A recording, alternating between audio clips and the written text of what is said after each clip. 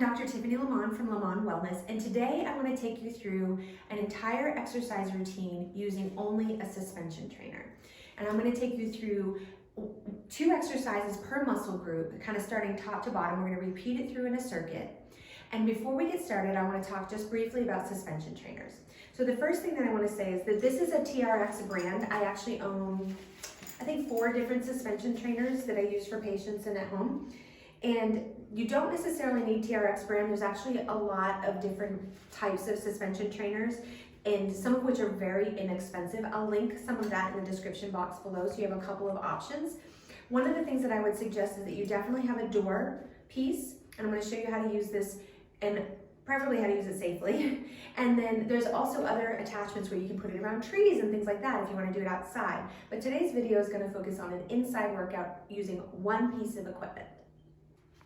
So first thing I want everyone to know that all of my videos are only for educational and entertainment purposes only, and please don't use them as a substitute for appropriate medical advice for your own unique conditions. So let's talk first a little bit about safety. When you're using a suspension trainer, first of all, make sure that this is big enough so that if you put it over the door, it's not going to slip through. Don't, bring something up that's unsafe. Secondly, I really recommend that it be on a door that opens away from you. And the reason why is if it was on the other side and I was pulling, it could bow and it could come out. So this way, as I put it over the door, like that, and I pull it through, as I pull, it's pulling the door closed. It's just a safety issue. So I'm going to start with a bicep exercise. We're going to work our way through kind of top to bottom.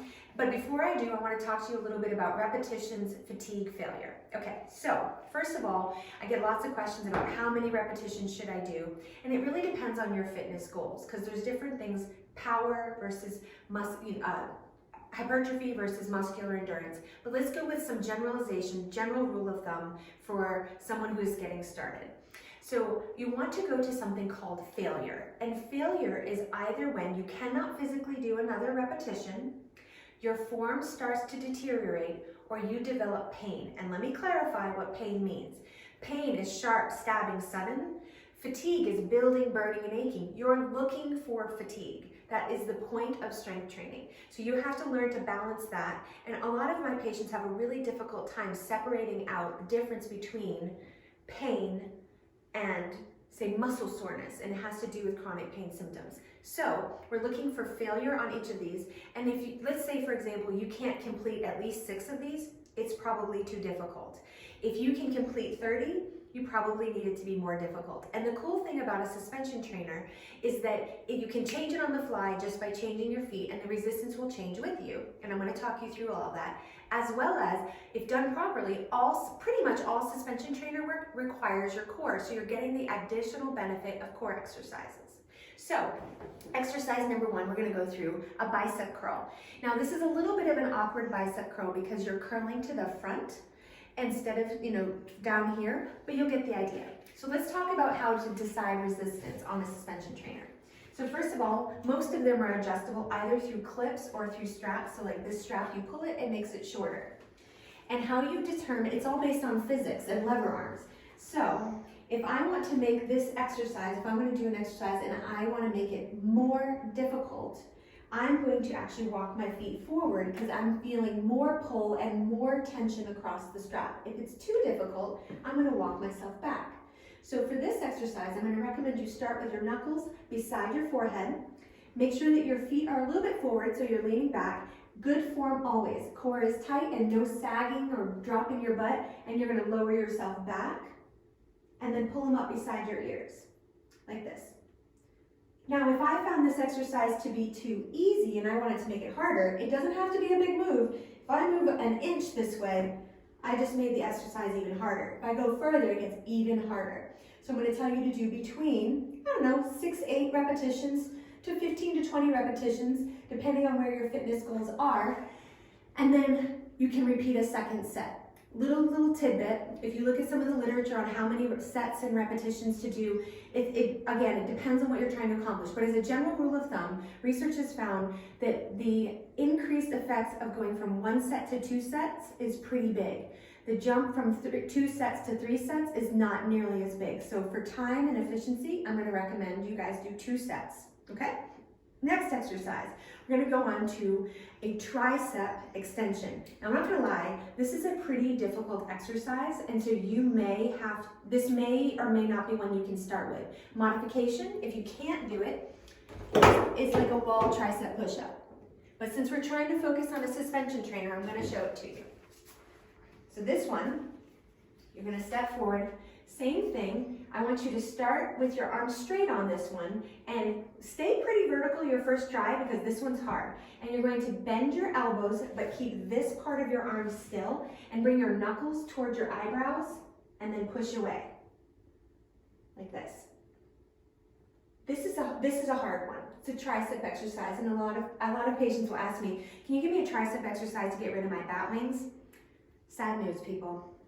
Exercising a muscle does not reduce the body fat on top of it specifically, but it does reduce body fat over time potentially if you have good nutrition and you're losing body fat, but you can't target tone one area just by doing an exercise. So again, somewhere between 6 and 20 repetitions to failure, and then we're going to show you the third exercise. So now I'm going to go on to my back exercise. It's called a row. It looks very similar to the bicep curl. So I like to start with my knuckles beside my chest, and then based on your ability, you're either going to walk your feet forward or back. So start simple and then make it harder if you need to, and you can change it on the fly, and I'll show you that. Now I'm going to lower myself back, trying to keep my body in a straight line, and then I'm going to pull my arms and squeeze my shoulder blades back. I'm working my upper back. Now if I find this to be too easy, if I walk my feet forward, this exercise just got a lot harder. And if I just find it to be too hard, I just walk back, and there's really nothing is required to change the resistance except for moving your body.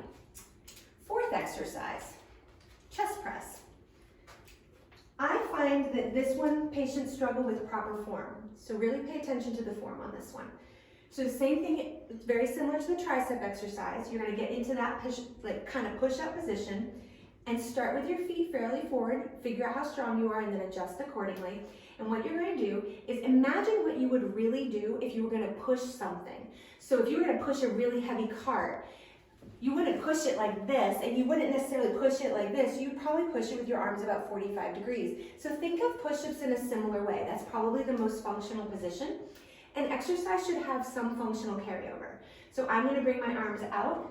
So my knuckles are kind of in line, well, I suppose depending on where your breasts are, with your nipples, but mid-chest level. So you're gonna push forward and back. And again, I'm gonna adjust this based on what I consider to be difficult.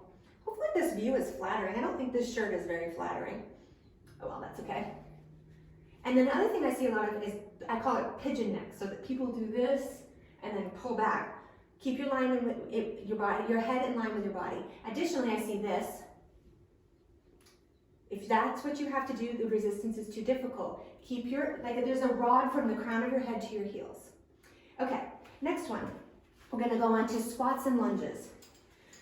Squats and lunges are one of the exercises that my patients tell me all the time they don't wanna do because they have bad knees, they have bad hips. But here's the thing, functionally, you squat and lunge every day. You got off the toilet today, you got out of bed today, you got out of a chair today. Every time you do that, you do a squat. So I'm gonna give you a way to learn how to squat, and you can reduce some of the burden and increase your strength and range of motion, but ultimately always looking for where your pain limitations are. So that might mean you start with a smaller range of motion, and as you get stronger, you can do a larger range. But it also might mean that you have to modify it and do it slightly differently. So we're gonna go through squats first. So this is not meant to hold me up. It's just, now if you have a limitation in your ankle mobility like I do, this is actually really helpful for keeping me from falling over backwards. But you're gonna notice when I do this squat, I probably don't even need a TRX, but my feet are gonna be what I consider a comfortable squat distance. This is another comment I get a lot from patients. They're like, well, what distance do I turn my toes in and out? Figure out what feels natural for your body. So my husband, he squats really narrow. That feels natural to him. I squat a bit wider and my toes are pretty close to straight forward. That feels natural for me. I've actually had a number of patients, for example, I'm thinking of one who's a CrossFitter, and he is an excellent squatter. He competes and he does really well. He came into me with hip pain, And he was like, I don't really know what's happened. And so I was asking about if he's had any changes, and he said he'd been changing up the way he squats to work on his technique. And I said, well, show it to me.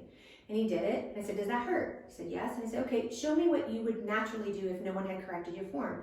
And then he did it, and I said, does that hurt? And he said, no.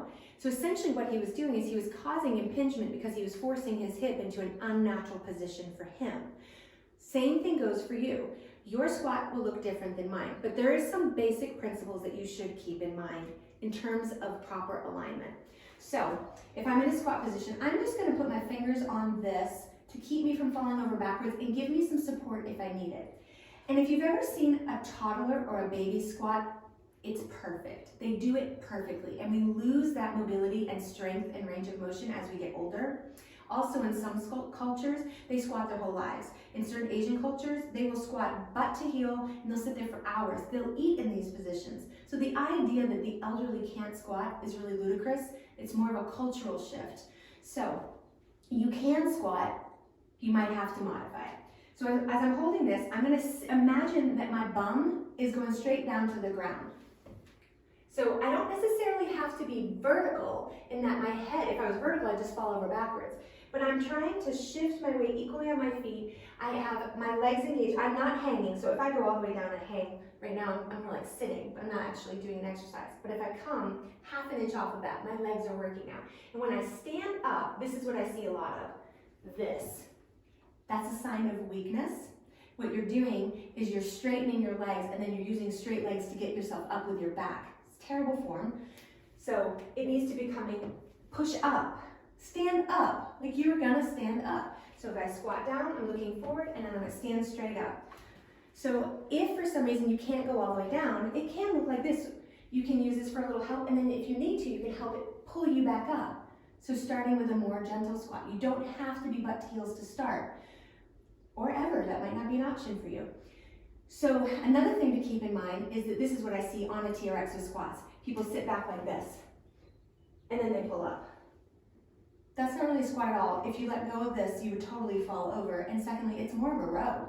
So do what you can do with the strength of your legs and just use this as assistance. Additionally, if you're really fit and really strong and you want to go into something more challenging, you can go to a single leg squat. And this can be leg forward or leg back or in any direction. But for today's purposes, I'm going to show it with my leg going backwards. So again, this can be for balance, stability, or a little bit of assistance. I'm even going to demonstrate on my leg that's had 2 knee surgeries, so you can see that you can still do this stuff even after injury. So I'm going to squat down, my leg's going to go back, and then I'm going to come back up. Now you'll notice I'm not as strong and I don't have as good a range of motion. Some people can pistol squat and like butt to heel. Bravo, good for you. I can't do that all the way. It's about as far as I can go.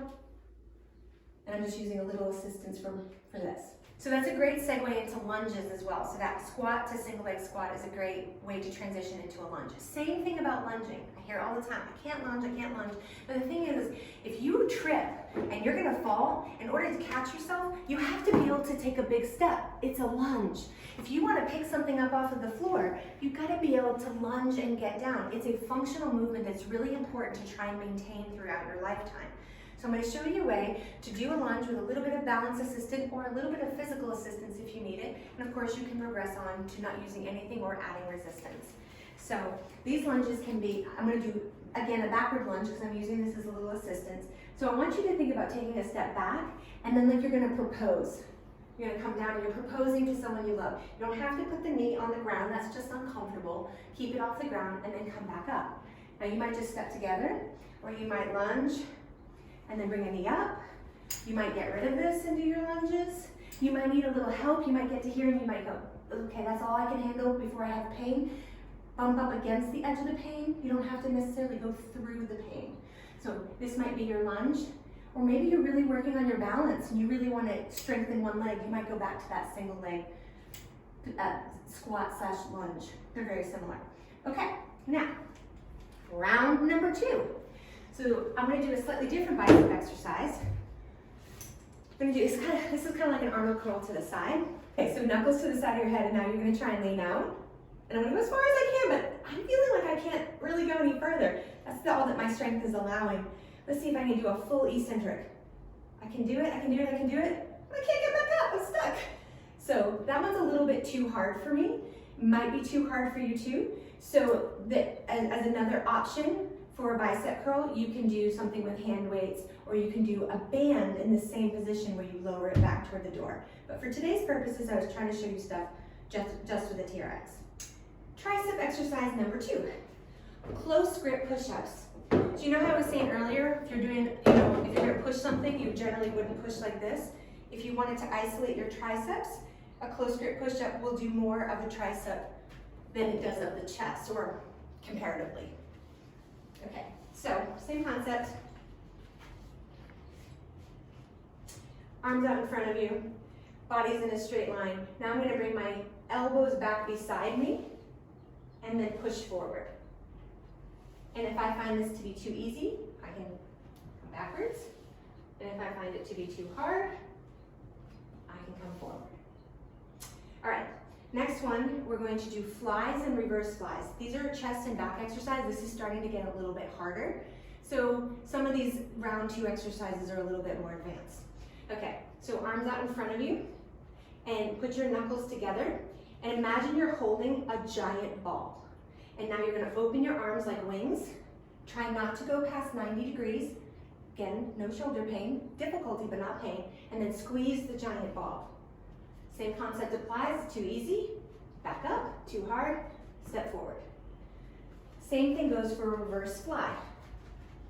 If I put my arms out in front of me, and I'm gonna open my arms like wings and pull myself forward. Now, if I am too close to this to begin with, I'll show you an example of that, or if I'm too vertical, I get to here and there's no more room for me to go, I'm gonna fall forward. So you need to be at least far enough forward so that you have a full range of motion. Or if if this is too difficult, do it with a band. Next one, these are pretty hard ones. I'm going to do a hamstring curl with this for my hamstrings, and I'm going to do a, what's it called? Mountain climber. Okay, so these little hookies on the bottom, I'm going to hook my heel into that, like this. Is this a fail video waiting to happen? Could be. Okay. Now what I'm going to do, I should probably have shortened these a little bit, but it will be okay. I can make this a little higher if I wanted my legs to go higher. So I'm going to push down, so I'm at least off the ground. Can you tell from the shirt? So I have air between me, and then I'm going to pull my knees in and out. In and out. Keeping this core tight. Hands here creates more stability, less stability, a lot less stability, and that gets harder. Okay? Now, if I flip around, put my foot in this way, like I said, these are more advanced. It's not for everybody, but I want to give a good variety. Okay, so now I'm going to go out into a push-up position, and you can do all kinds of things from here. We can do single leg mountain climbers, we can do double leg to the side, double leg to the middle, we can do like a swimming motion, like a breaststroke, we can do a reverse breaststroke. These are all pretty hard. So as a quick recap, I'm giving you an exercise routine that you can do 2 exercises per muscle group for pretty much your whole body using one piece of equipment that you can do at home with minimal expense, and all you need is a door and a suspension trainer. And I'm a little winded from working out. So a couple of rounds to failure, whether that's can't do another one, your form deteriorates, or you develop pain, please stop. And you're going to do anywhere 6 to 8 repetitions up to 20 repetitions.